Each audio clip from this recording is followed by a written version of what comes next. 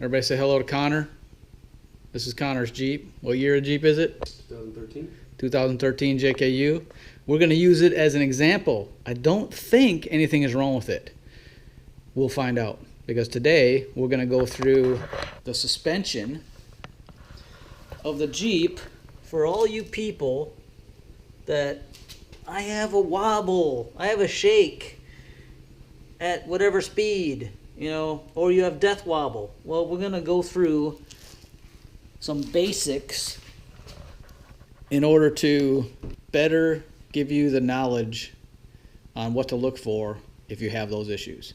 First of all, if you have a shake or a wobble or something in your front end of your Jeep, initially what you should do is rotate your tires. Rotate your tires, take it out for a ride. If that shake, wobble, or shimmy or whatever is still there, then you know it's not the tires, because it's still there and you've replaced them with the rear tires, which wear differently. You can, at this point, go down and get your tires balanced and make sure that that is correct. And do the same test drive to make sure either that wobble or whatever you have is still present or it's gone now. Then you know that you fixed it with balancing your tires. So if that's not the case, then what you need to do is start checking steering components, front suspension components. Something has some kind of play in it that's causing this, we'll just call it a problem, an issue. So I'm going to use Connor to demonstrate how to check wheel bearing play. What Connor's going to do is put your hands on the top of the wheel, pushing against the edge of the wheel, right there, and that's what you're going to do. You're just going to push back and forth just like that. And if there's any kind of play at all, you might have a wheel bearing issue.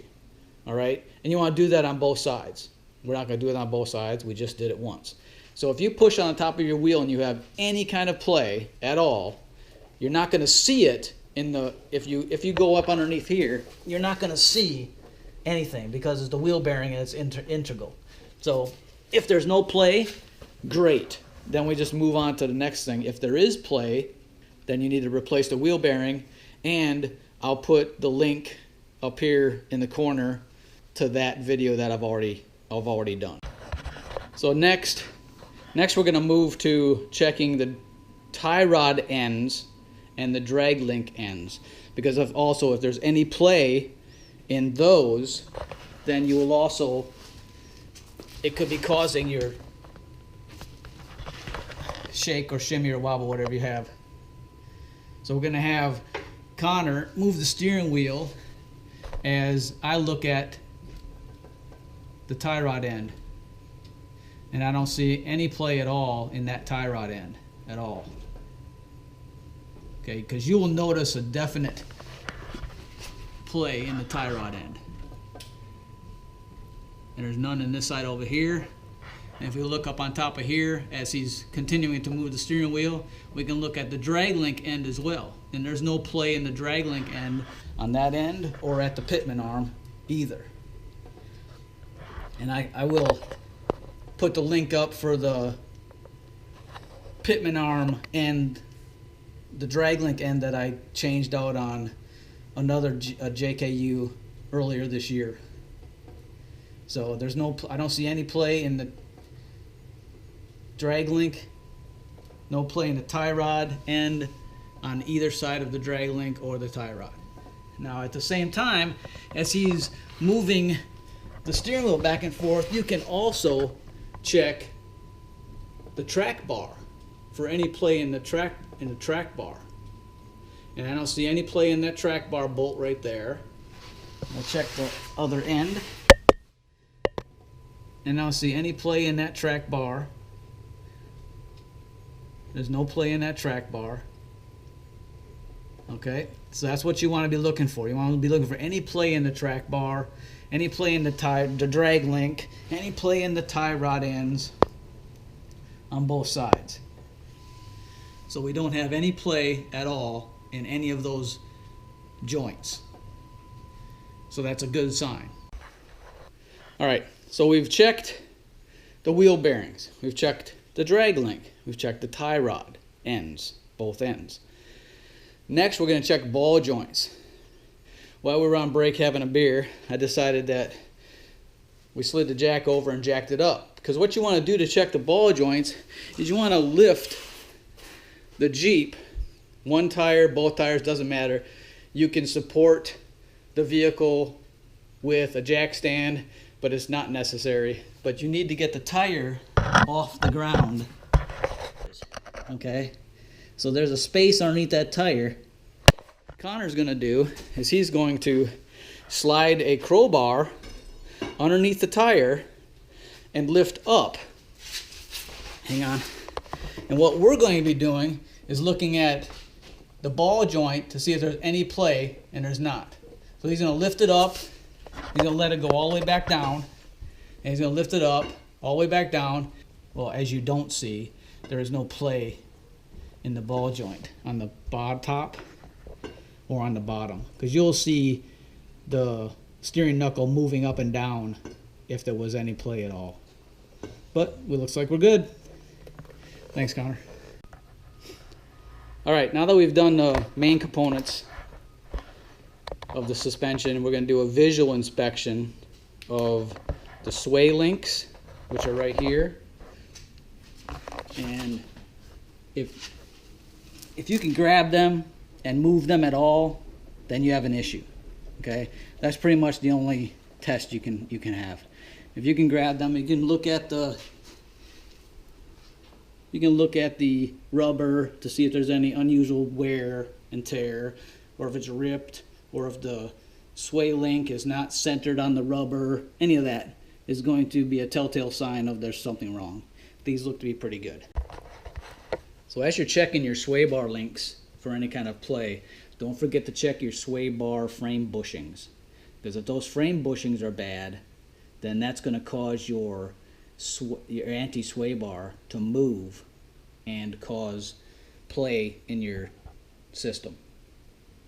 So don't forget those bushings right there, which they look good. They're not oval, they're not oblong, there's no unusual wear, so they're good. Don't forget those. Next, we're going to do a visual inspection of your shock mount. Your shock, where your lower shock mount. You can check the upper shock mount as well, but you're looking for bad bushings or loose bolts, and you're looking for the same thing for the control arms as well. So, and these control arms look pretty good. No bad bushings. It's centered. There's no cuts, frays, or anything like that. Same with the frame mounted control arm. Looks pretty good. We'll go up front, look at the control arm, upper control arm as well. Looks good, no excessive movement, not banging on anything, not hitting anything.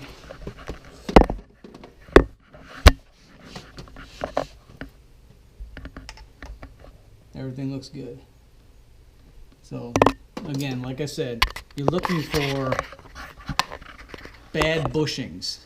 If this upper control arm on the JKUs does extend, it doesn't push in flush. You can see right here where there's a gap that's supposed to be that way.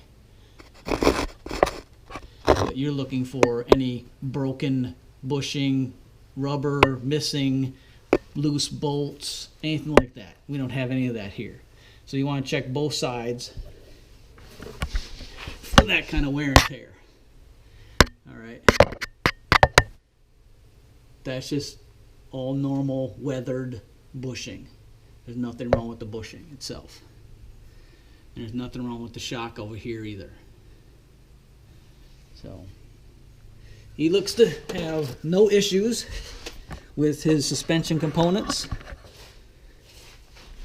Are you having any shaking issues or wobbles or anything like that as you're going down the road, Connor? Nope, nothing. Awesome.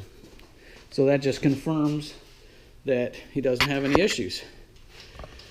And that is the main, there's not a whole lot else that can go wrong unless you have something bent. I mean, you also want to look at your tie rod. Maybe you have a bent tie rod. Maybe you need a front end alignment. Does your Jeep, when it's not in the wobble mode, if you leave go of the steering wheel, does it drift to one side or another? Does it pull when you brake? You could have a braking issue as well. A brake caliper could be stuck and heating up, but that's a whole nother issue all in itself. We are looking at what could possibly cause a wobble and turn into death wobble on your Jeep. I'm sure a lot of people are going to have opinions about this video, and you're welcome to them. These are the things that I know from my experience. And for the It's a Jeep World fan base and members, I most of the time know what I'm talking about, but on occasion I am. And then I find those people that I know that know more than me, and I square myself away. Because I don't give out bad information. That's not what I do. So going through this whole process took us, what, 30 minutes? We didn't find any issues. If you find an issue, write that issue down and continue to look at everything. Because if you have a worn part, depending on how worn that part is, it can cause other parts to prematurely wear. So you do have to go through this whole process to make sure that you catch all of the worn parts and not just one worn part. Because if you replace one part and you didn't catch the rest of that, then you're just going to end up doing this all over again. So take notes as you're going through all of these, and remember, dual stabilizers don't stop death wobble. But they do make it steer smoother. But it's not going to stop death wobble. It's not a solution. It looks cool. It does serve a purpose. But the purpose is not to stop death wobble. Remember that. So we've moved locations to inside the Jeep because this is where, as you're driving down the road, everybody knows that every road is different. So you may have a wobble because of the road. I want to be would you be very mindful of that? Okay, because as you're driving down one road, everything could be just perfect and great, and you go on to another road, and suddenly your steering wheel is shimmying and shaking, and you're like, what the heck just happened? And then it goes away, and it doesn't come back. It could be the road. That's another issue that everybody has to deal with. I mean, every road is different. You got bumps, you got cracks, you got new construction, different sounds from the tires. All of that could throw you off and think you have a steering problem when you actually don't. I don't know how many times I checked my...